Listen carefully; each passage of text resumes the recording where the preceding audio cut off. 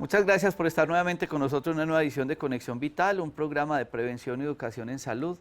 Recuerden que con este programa nosotros no pretendemos reemplazar una consulta médica, queremos es hacer educación y prevención. De igual manera, tampoco es un programa de medicina alternativa, esto es un programa que gracias a muchos especialistas y universidades nos hemos reunido un grupo de médicos en todas las especialidades para contarles el cuento de la salud, la importancia de la consulta médica, el peligro de la automedicación, la necesidad de las ayudas diagnósticas y las múltiples enfermedades que cada día vemos más frecuentes y que se podrían evitar a través de estas consultas preventivas. En mi libro Cómo hacer de la cocina una farmacia y las 100 enfermedades más frecuentes, traté como de recopilar muchos de esos casos clínicos, que es lo que las estadísticas nos muestran, que es por lo que ustedes más consultan. Y de igual manera hemos tratado de explicar cómo la alimentación se convierte también en una ayuda y apoyo terapéutico. Este libro ustedes lo encuentran en todas las librerías nacional de Colombia, en todas las tiendas naturistas y en muchas librerías. Y lo que pretendemos es hacer precisamente esa labor educativa que venimos haciendo también en televisión y en radio desde hace 18 años, que nosotros podamos prevenir. De antemano agradecerle a tantas personas que nos siguen en muchos países y que en este momento están ya conectadas en Facebook Live y que nos escriben y nos contactan. Y como decía yo alguna vez para otro canal de televisión, la enfermedad es la misma en todas partes del mundo, independiente de que la presentemos desde acá o desde cualquier otro canal de televisión. Por eso tratamos de hacer estos procesos educativos. Son muchas las consultas que nos hacen los pacientes acerca de una especialidad médica muy interesante y es la otorrinolaringología. Y la gente dirá, ese nombre tan largo, ¿qué será? ¿Para qué es? ¿Por qué me remiten? ¿Qué patologías trata? Y por eso he querido invitar al doctor Luis Camilo Gómez, médico y cirujano, especializado en otorrinolaringología, para que hablemos de todo ese tema tan amplio y responder todas esas inquietudes que ustedes tienen acerca de este tema. Doctor, muchas gracias por estar con nosotros y bienvenido. Jorge Enrique, buenas noches al público, bienvenidos y muchas gracias por su invitación. ¿En qué consiste esa especialidad? Es la especialidad que versa sobre el tratamiento de las enfermedades del oído, la nariz y la garganta. En ese orden de ideas, ¿cuáles son las patologías por las que las personas más los buscan a ustedes? ¿Por qué es lo que más consultan? Consultan por dolor de oído con mucha frecuencia, el vértigo, el tinnitus, la sordera, las rinitis alérgicas, las sinusitis, las faringoamigdalitis y algunos trastornos de la voz, como la disfonía. Bueno, como el tema es tan largo, vamos a mostrar esta imagen que tengo en pantalla. El tema de hoy es otorrinolaringología, para que nos pregunten acerca en Facebook. Y vamos a centrarnos en esta parte anatómica, doctor Camilo, para que la gente se ubique. ¿Cómo es eso del oído? ¿Qué hay por allá adentro? ¿Cómo es que uno puede escuchar? Correcto. El oído tiene tres partes. El pabellón auricular con el conducto auditivo que transmiten el sonido hasta la membrana timpánica. Este sonido se conduce a través de una cadena de huesecillos y esto llega a lo que es el caracolcito y de allí parte una señal eléctrica que va al cerebro y nos permite interpretar los ruidos. Es un sistema un poquito complejo, pero es maravilloso la forma en que este funciona y la ayuda que nos presta, pues además de oír, nos sirve para el tema del equilibrio. En esa parte de oído usted decía, bueno, consultan por muchas patologías. Y entonces dentro de esas patologías que nosotros vemos, también se pueden clasificar de las enfermedades del oído externo, medio interno. Correcto. Hay patología del oído externo, como las lesiones del pabellón auricular o del conducto, como las otitis externas. Están las inflamaciones de la membrana timpánica o las perforaciones de esa membrana, las otitis medias y en el oído interno casi todo se refiere a sorderas o a enfermedades del equilibrio, del vértigo, como la laberintitis o como la enfermedad de Meniere, por ejemplo. Doctor Camilo, ¿cómo es que un reflujo puede afectar el oído? ¿Por dónde se comunica el oído con la garganta ahí en esa imagen? Excelente su pregunta, doctor, porque yo había dejado un poco al margen un sitio estratégico del oído y es el canal por donde el oído respira y hace un intercambio de aire con el medio ambiente. Esto se denomina la trompa de Eustaquio.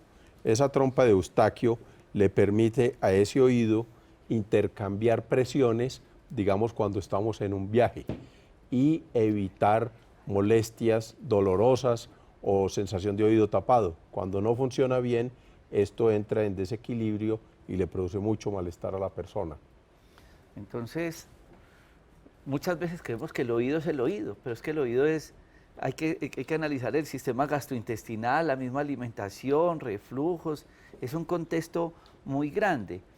Y entonces, cuando, por ejemplo, la persona tiene el problema de reflujo, ¿cómo se afecta al oído? ¿Qué es lo que pasa allá adentro que la persona termina con ciertos síntomas? Sí, el reflujo, hemos pensado que solamente es reflujo gastroesofágico y no, el reflujo puede subir aún más y llegar hasta la rinofaringe, que es donde está la desembocadura de este tubito que nos va a permitir respirar o no ese oído. Y al inflamarse dicho tubo, se genera una obstrucción, hay inflamación, hay cambio en el pH de esta estructura y hay crecimiento de gérmenes que son adversos o que pueden ser patógenos en un momento determinado e inflamar el oído medio. Y se convierte en un proceso infeccioso crónico. Sí, señor. Bueno, son muchas las patologías o síntomas que una persona puede referir cuando tiene alguna afección del oído. Y hay algo que es bueno que sepan como cultura general, no sé si estaré o no lo cierto, lo leí en algún libro, que los únicos 3 huesos que no crecen y que son del mismo tamaño toda la vida son los huesitos, esos pequeños que van al oído, que están dentro del oído. Y resulta que usted nos hablaba del tímpano. Podríamos interpretar que el tímpano es como la tapa del tambor y el sonido, si yo hablo pasito o si hablo duro, entonces ese tamborcito se mueve, que es el tímpano, y él mueve esos huesitos y eso es lo que se convierte en sonido. Es correcto. Ese tímpano debe gozar de una tensión de superficie como el cuero de un tambor. Cuando el cuero está flojito, pues no va a reproducir el sonido en una forma apropiada. Y él cuando está tenso, entonces va a poner en vibración esa cadena de huesecitos y de una forma muy interesante que amplifica el sonido que nos está llegando. Y no solo lo amplifica, sino que en un momento determinado lo concentra para introducirlo en un pequeño orificio que se denomina la ventana oval, que esa es la comunicación que tiene el caracol con el oído medio. Y entonces los sonidos que son mecánicos se van a convertir en una forma eléctrica, en una señal que va a poder ser interpretada por el cerebro.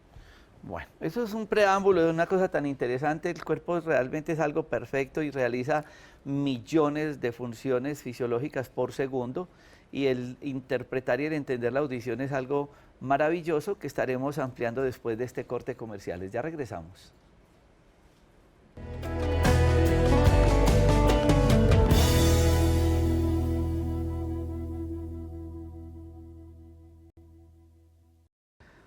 Bueno, yo voy a tratar de ir haciendo las preguntas que los pacientes nos hacen frecuente en la consulta y las preguntas que ustedes nos están haciendo en Facebook Live en este momento. Emilce Pantano pregunta: doctor, buenas tardes, quisiera saber por qué a veces siento que me zumban los oídos y parece que es frecuente, y quiere saber la causa de ese zumbido de los oídos. Bueno, ese zumbido de los oídos se denomina acúfenos o tinnitus. Es un problema muy común y tiene muchas posibles causas. La primera causa de ellas es la pérdida de la audición. Y uno puede perder audición en muchos puntos de ese oído que revisamos hace un momento. Puede ser un tapón de cera, puede ser una ruptura de la membrana timpánica, una fijación de la cadena de huesecitos, una otitis media, una inflamación del laberinto o una pérdida de la audición en el caracol. Todo eso genera un desequilibrio entre la información que entra al cerebro, a la parte auditiva del cerebro, y la que regresa de él hacia el oído. Eso se llama un sistema aferente y eferente. Debe permanecer en un equilibrio constante. Y si ese equilibrio se rompe, podemos tener ese tinnitus. Yolanda Patiño, buenas noches, doctores. Mi pregunta es, ¿qué síntomas produce el vértigo? Muchas gracias, bendiciones.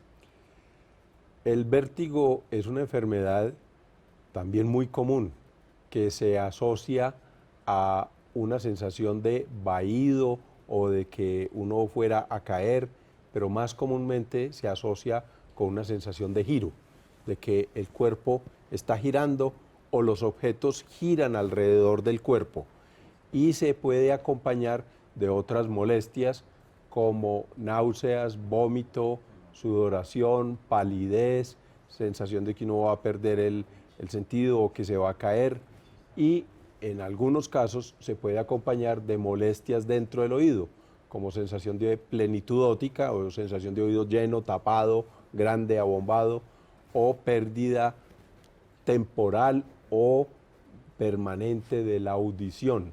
Entonces puede ir con muchas molestias. Ángel Pamplona pregunta, habla doctor, lo saludo desde La Dorada, Caldas. Mi pregunta es que me dio una gripa y la voz me quedó sin fuerza y me pican mucho los oídos. Bueno, ahí tenemos dos patologías diferentes. Hablando del tema de los oídos, el prurito de los oídos es muy común y puede deberse a enfermedades de la piel del oído que pueden ser alérgicas o pueden ser inflamatorias, tipo eczema. Y muchas personas cambian el pH de ese pequeño ambiente que compone el oído externo con el jabón, con las gotas óticas, con algunas manipulaciones que hacen con copitos o con otra instrumentación dentro del oído. Y ellos cambian ese pH, que es un pH bastante ácido. Es un pH que es el segundo pH más ácido del organismo después del estómago. Y entonces se alcaliniza un poco y empiezan molestias tipo piquiña. Esa piquiña podemos resolverla un poco con sustancias contra la piquiña o con solo humectar un poco el oído, colocar emolientes o humectantes, o ya podrían usarse sustancias de tipo antiinflamatorio para esa piel. Doctor Camilo, ¿por qué ahora que nos hacen esta pregunta desde La Dorada, porque muchas personas cuando tienen gripa, la voz le cambia y uno siente que está hablando por dentro de un tarro? Sí. La gripa produce una inflamación de las mucosas. Las cuerdas vocales están tapizadas por mucosa y son muy sensibles, muy vulnerables a esa inflamación. Entonces, esa mucosa que ellas están recubriéndolas, al engrosarse por estar inflamadas, puede provocarles un cambio en la calidad de la voz a la persona. Se nota una voz como más gruesa, más áspera, a veces es dolorosa, es una voz que se quiebra fácilmente, el paciente siente fatiga para hablar, le duele un poco, puede incluso presentar fiebre y otras molestias como secreciones en la garganta. ¿Puede un cuadro gripal desencadenar eso que es tan frecuente que es el vértigo o empeorar los cuadros de zumbidos, que la gente está teniendo tinnitus? Sí, señor. Excelente pregunta. Por varias formas lo puede hacer. Una, que tape o bloquee esa trompa de Eustaquio de la que hablábamos ahora. Y entonces, al no haber buen intercambio de aire de la trompa con el medio ambiente, va a haber sensación de plenitud y puede haber vértigo o mareos. Y también cuando el virus ataca el oído interno, la parte del laberinto, acá se nos va a inflamar y nos puede producir lo que se denomina una laberintitis, que es una enfermedad muy aguda, generalmente no compromete la cóclea y entonces no da síntomas como tinnitus o como sordera, Pero sino mucho vértigo. Tinnitus y sordera es más en esta parte. Exacto. Como en esta... En ese caracol. Sí, tinnitus y sordera. Y sordera. Y acá arriba... Que es el laberinto, nos da vértigo. Laberintitis, vértigo. ¿El diagnóstico es clínico o hay métodos diagnósticos? Por lo general es clínico y hay que hacer un interrogatorio muy extenso tratando de descartar que el paciente no tenga otras patologías, pero el examen físico también debe ser muy completo, buscando confirmar o descartar alteraciones que puedan llevarnos a ese trastorno del equilibrio. Hay exámenes complementarios, ¿sí? Exámenes que son un poquito sofisticados. Nosotros, por lo general, siempre empezamos por una audiometría y una logoaudiometría, tratando de verificar si hay integridad de la audición o si esta también está comprometida. Y seguido por otros exámenes del equilibrio, como es una electronistagmografía o unos potenciales del músculo esternocleidomastoideo que están asociados con el equilibrio, se llaman BEMP. ¿Se dan cuenta ustedes por qué insistimos tanto en el peligro de la automedicación? Es que el vértigo es distinto al tinnitus y es una clínica que afecta diferentes partes del cuerpo y por lo tanto el diagnóstico y el tratamiento es diferente. No es ir a que me venden una pastica para el mareo. ¿Para cuál mareo? ¿El de dónde? ¿El que me está afectando qué? Entonces a veces tapamos los síntomas. Y en la ausencia de una buena historia clínica, de un buen conocimiento en este campo de la otorrinolaringología, pues dificultaría hacer un tratamiento. Llega el paciente, ha tomado cantidad de pastas, desvirtúa la enfermedad, ya confunden al otorrino y uno dice, ¿ahora por dónde será? Porque como me he tomado tantas cosas sin saber qué era lo que tenía afectado, y terminamos complicando una historia clínica y una enfermedad. Por eso es tan importante la parte de la consulta. Ya regresamos después de este corte de comerciales.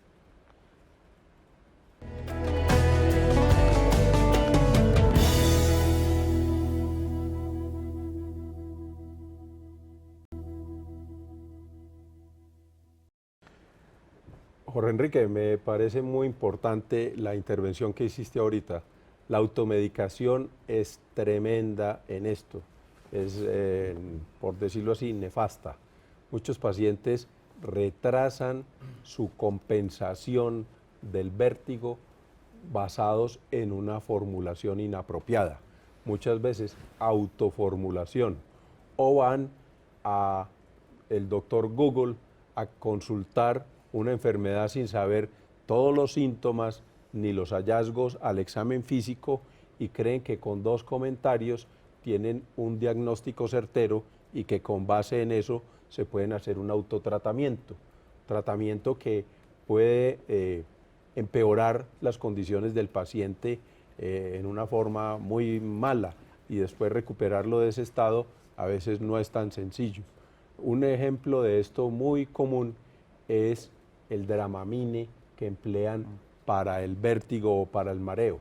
Mareol. Esto es una sustancia que atraviesa la barrera hematoencefálica y pasa por esa condición al cerebro y enlentece las funciones mentales, produce somnolencia, produce adormecimiento del sistema del equilibrio y eso retrasa la compensación que podría hacer el organismo para que se pueda recuperar más pronto.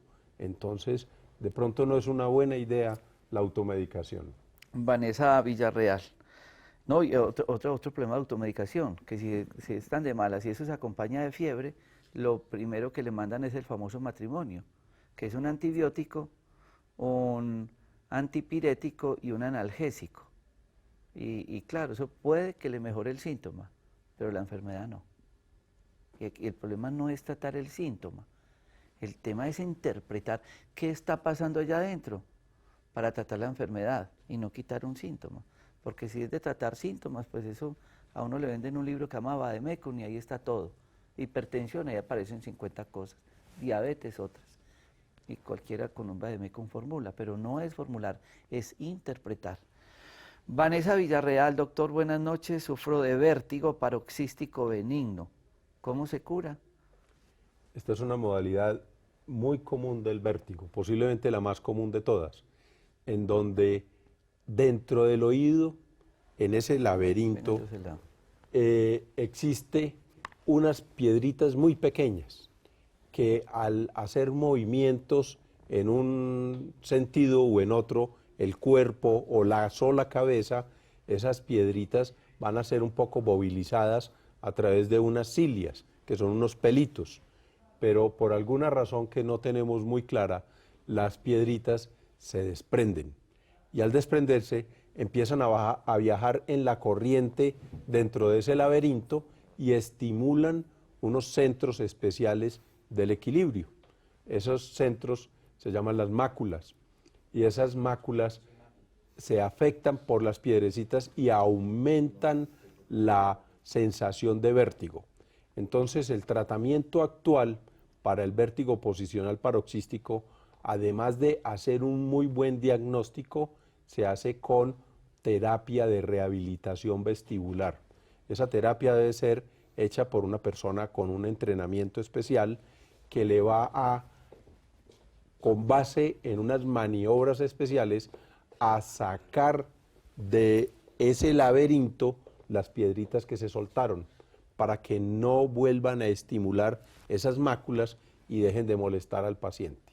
Hay veces que se trata farmacológicamente y lo que se hace es como adormecer la enfermedad y por lo general vuelve y reaparece.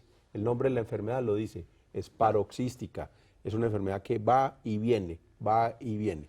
Entonces con la fisioterapia nosotros buscamos que no se reproduzca nuevamente, que el paciente quede libre de síntomas y que no limite su actividad, que pueda seguir desempeñándose sin limitaciones en los movimientos y en su desempeño.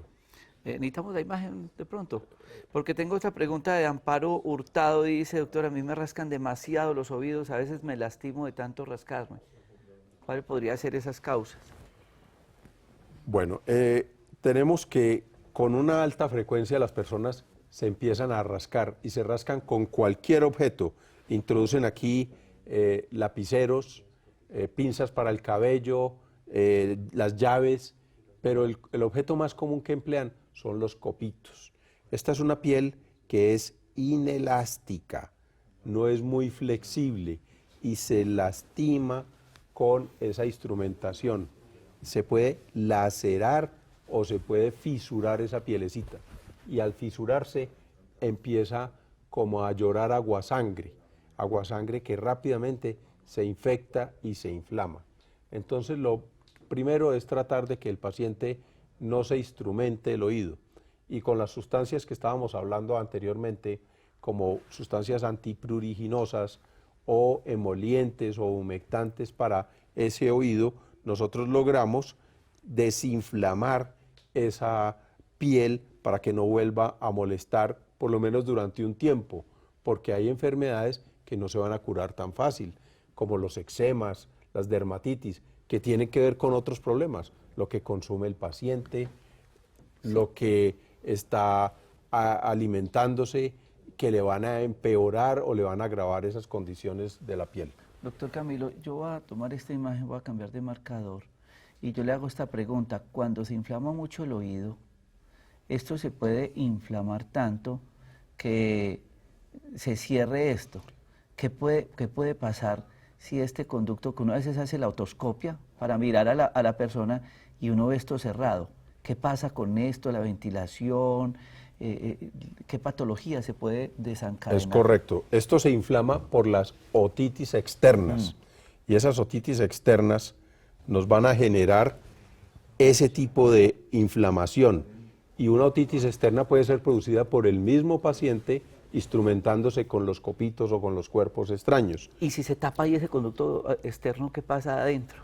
Se macera la piel, se tritura, por decirlo así, o se sancocha, como puede ocurrir con la piel de los pies cuando se emplean zapatos de caucho durante mucho tiempo. Y puede dañar esa tapita Y que se llama el infecta. tímpano. Sí, señor, Lo se puede rompe. dañar el tímpano. Generalmente él es un poquito resistente a esta infección del oído externo, pero se puede romper, sí. Bueno, hay muchas preguntas, el tema es muy largo, como decía el doctor Camilo, con la imagen del oído podríamos pasar el resto del programa, pero queremos hablar de la garganta, queremos hablar de sinusitis y queremos hablar de cirugía, pero vamos a tratar de extender este programa después de este corte comercial. Ya regresamos.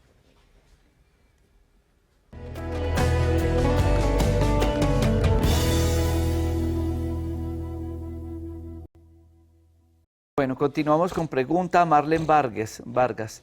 Buenas tardes, mi hijo tiene 8 años y lleva 3 cirugías de oído donde le han puesto tubitos ventilatorios. Estoy muy preocupada y ya no sé qué hacer. Veamos esta imagen para que nos ubiquemos en la anatomía y por qué a las personas le ponen esos tubitos ventilatorios, doctor Camilo. Bueno, esos tubitos ventilatorios se colocan precisamente en la membrana timpánica para generar una comunicación entre el oído y la caja timpánica, porque la trompa de Eustaquio de la que hablamos ahora no me está funcionando apropiadamente. Y entonces vamos a sustituir esa trompa con el tubito ventilatorio. Muchas veces la trompa no funciona por un tejido adenoideo, las adenoides que están en esta zona, muy grandes y bloquean la trompa. Entonces nosotros con frecuencia, cuando vamos a hacer cirugía, por primera vez de tubitos ventilatorios, raspamos ese tejido adenoideo para despejar la trompa. ¿Qué pasa? Que con el tiempo se debe restaurar la ventilación a través de la trompa y vamos a tener una adecuada permeabilidad de ella, un buen funcionamiento de esa trompa. Pero algunos niños, por algunas razones, no ventilan bien la trompa. Y ahí entra un nuevo ingrediente del que no hemos hablado. Ustedes ven en este hueso una cantidad de huequitos. Esos se llaman celdillas mastoideas. Hay unas celdillas de mayor tamaño que se llama el antromastoideo y que la caja timpánica se comunica con ellos, pero en esos niños no lo ha hecho muy bien. Y eso permite ayudar a compensar las presiones entre la caja timpánica, la trompa de Eustaquio y todo el sistema del oído. Entonces, ese niño que ha requerido varias cirugías, se requiere indagar, investigar un poquito qué es lo que está pasando aquí. Se necesitarían imágenes diagnósticas para que identifiquemos qué es lo que le está pasando a este chico y poderle dar una ayuda más real a su problema. Nos ha pasado en los aviones que mucha gente dice, no aguanto el dolor de oído y el dolor de oído. Y a veces uno va viajando y siente lo mismo, pero cuando uno hace, o uno mastica o bosteza, uno ve como que esto se comunicó y como que eso se destapó y como que ya descansa uno y se le quita eso. Eso es otorrinolaringología, eso es oído, eso es garganta, eso es de dónde, porque cuando hace esas presiones como que uno mejora y se le quita ese peso, ese taco allí. Es cierto, eso es el mismo mecanismo del que estamos hablando de la trompa de Eustaquio y el oído medio. Lo que pasa es que en la condición en que usted está hablando vienen dos circunstancias diferentes, como es la presión que ocurre dentro de un avión. Es lo que se llama la presión barométrica. Los aumentos de altura para alcanzar una velocidad de crucero del avión o los descensos aumentan esta presión barométrica y eso ataca, digamos, el oído, le pega a la membrana timpánica, y si no hay una buena trompa de Eustaquio funcionando, el paciente siente mucho dolor y mucha presión en el oído, incluso se puede reventar esa membrana timpánica. Un mecanismo similar puede ocurrir con las inmersiones cuando se practica el buceo, pero hay personas muy lábiles, muy sensibles por efectos de gripas, por efectos de desviaciones del tabique, por esas adenoides muy grandes, que con un viajecito en carro, sin ir muy lejos, digamos un viaje hasta Chinchiná, llegan con dolor de oído, porque su trompa no compensa adecuadamente. Elvira Acevedo: doctor, buenas tardes, mi marido sufre demasiado de mareos, náuseas, el médico le manifestó que era vértigo, también acompaña un dolor en la parte izquierda del cuello, del lado del oído. ¿Qué puede tomar o qué puede hacer pues para localizarlos? Ahorita aparecerán los teléfonos del doctor Camilo en Manizales. Es muy importante examinar ese oído o ambos oídos a ver qué es lo que está ocurriendo. Uno puede tener un dolor de oído por circunstancias propias del oído o por los vecinos del oído. Me explico. Por ejemplo, cuando uno tiene una alteración en la articulación temporomandibular, al abrir y cerrar la mandíbula para masticar o para hablar, se puede generar un dolor que afecta los mecanismos del oído. Y ese dolor se puede irradiar hacia abajo o hacia atrás y pone en sintomatología aún como vértigo o como sensación de tinnitus o de plenitud óptica. Entonces, se requiere un examen muy juicioso desde el punto de vista otorrinolaringológico para ver si el mareo es proveniente de este dolor o si son dos cosas independientes y que cada una deba ser tratada. Por lo general es una sola entidad y al manejar una de las cosas se puede mejorar la otra. Gina Gallego, que nos preguntaba que algún médico le dijo que si un detonante del problema de oído eran los problemas digestivos y demás. Ya habíamos explicado cómo el reflujo gastroesofágico afecta también la parte del oído. Vamos a este corte de comerciales y ya regresamos con más temas. Hay unos temas que son de sinusitis, de garganta, vamos a tratar de combinarlos para que ustedes puedan tener ese concepto amplio de lo que es la otorrinolaringología, pero realmente el oído da para muchos programas. Ya regresamos.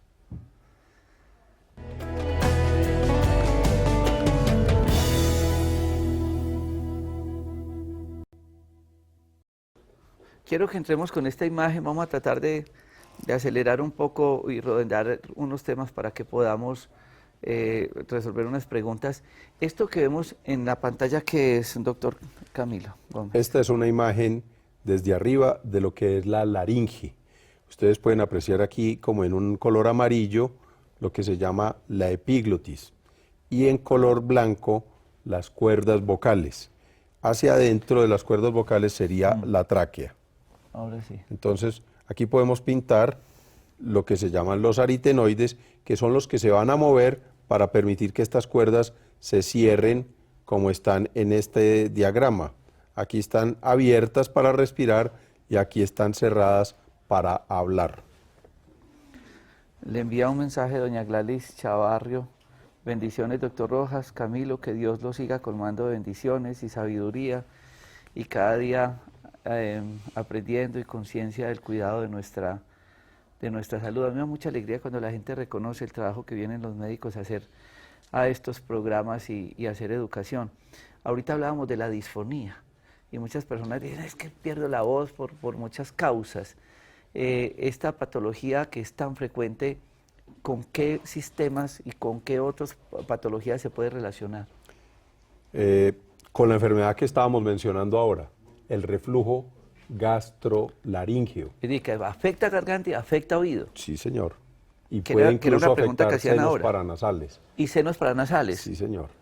Pero en garganta, además de que puede ser una enfermedad por sí misma, nos puede empeorar cualquier enfermedad previa que tenga la garganta.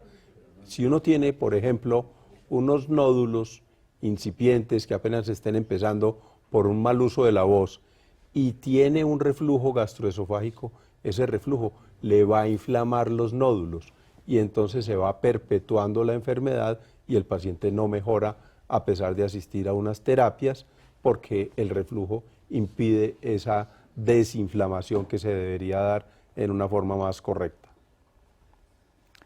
Buenas noches, doctor. Muchas gracias. Con frecuencia me da mucho dolor de garganta y disfonía.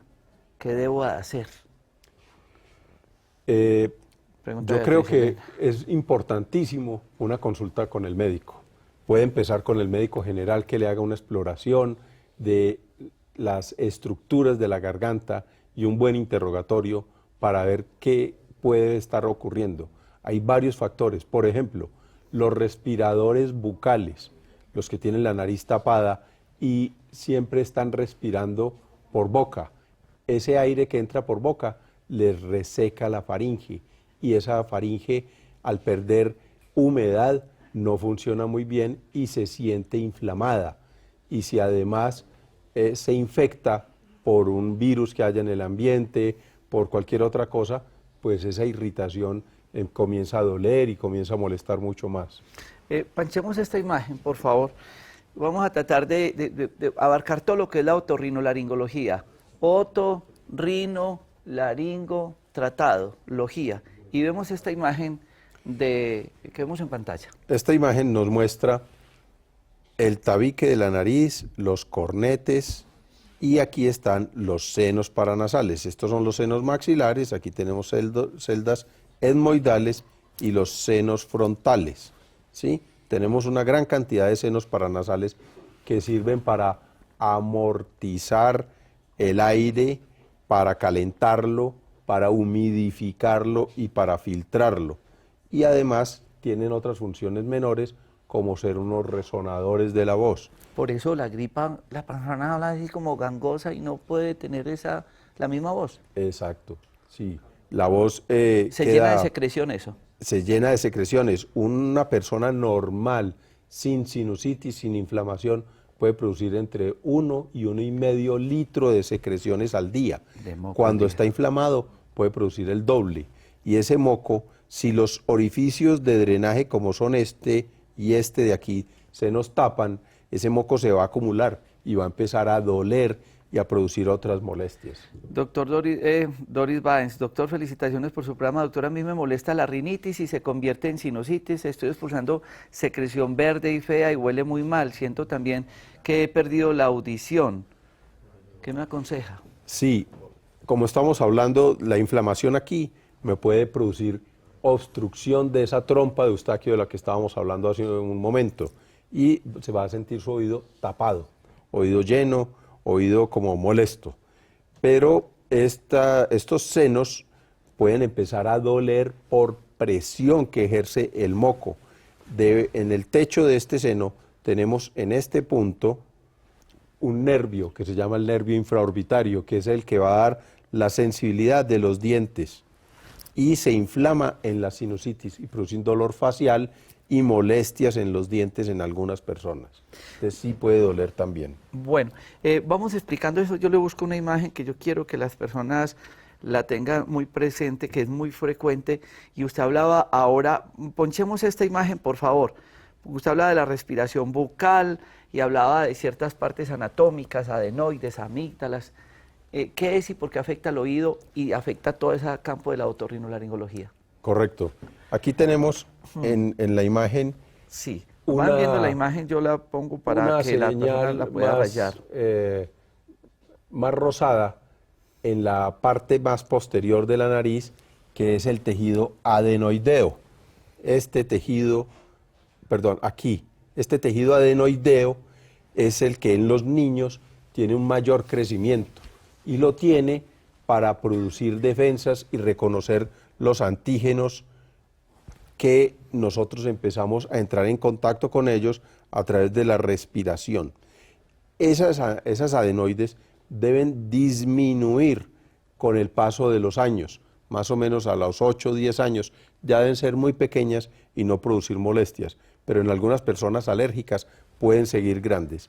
Los cornetes de la nariz que mostrábamos ahorita, que quedan acá, también nos pueden tapar y obligar a que la persona sea un respirador por la boca y entonces trae los problemas que mencionábamos anteriormente. Un teléfono en Manizales, yo sé que esto va a generar muchísimas preguntas, vamos a darle el teléfono del consultorio en Manizales del doctor Luis Camilo Gómez y es... El 885-2208. En Manizales es 036 y el teléfono es 885-2208. 2208. Yo quiero agradecerle al doctor Camilo por estar con nosotros. Es un tema muy largo. Yo sé que para ellos tienen que hacer un esfuerzo muy grande de responder tantísimas preguntas porque son 3 órganos de los cuales estamos hablando y resumirlos en un programa de televisión, pero ojalá ustedes tengan un concepto amplio y entiendan la importancia de la consulta. Doctor Camilo, mil gracias. Con mucho gusto, Jorge Enrique, y muchas gracias por su invitación. A usted por ese proceso educativo y a todos los médicos agradecerles porque realmente sentarse en acá y hacer una explicación de una manera tan didáctica es difícil, pero realmente lo hacemos de corazón y tratamos de no editar los programas, los hacemos en momento real. A todos ustedes mil gracias, no olviden remisión 6 de la mañana y estos programas quedan grabados en YouTube buscando Jorge Enrique Rojas Criceno, nos escriben en Facebook buscando Medicamentos Dr. Rojas. Felicidades.